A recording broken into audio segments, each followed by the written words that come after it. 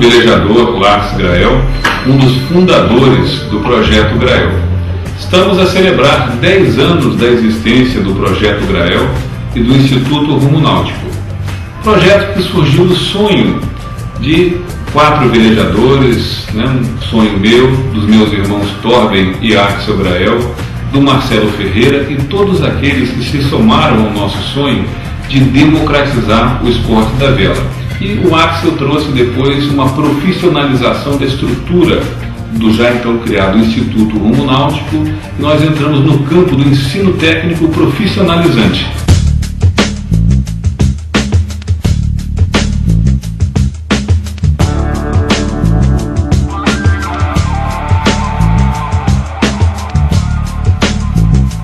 Vela é um esporte que aproxima as pessoas do meio ambiente. Então, quando você aprende a velejar, você aprende a olhar para o mar, identificar no mar as rajadas de vento, você identifica as marés, correntes.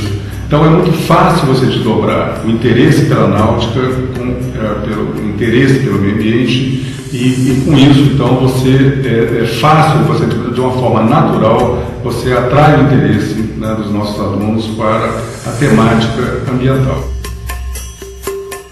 Depois temos uma outra vertente que é o profissionalizante, onde eles aprendem a trabalhar com madeira, com fibra de vidro,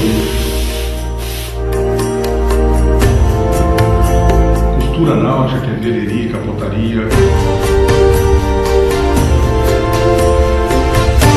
elétrica, eletrônica.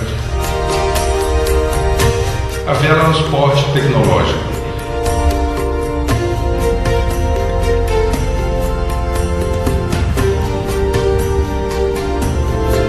São mais de 10 anos de Projeto Grael, uma estrada grande percorrida nesses 10 anos, uma tenda na praia ali em São Francisco para essa sede aqui, onde a gente já investiu um monte de tempo para transformar esse local num local ideal para essa atividade. Obviamente ainda tem um caminho grande para a gente percorrer, mas é uma coisa que dá uma satisfação que não tem preço.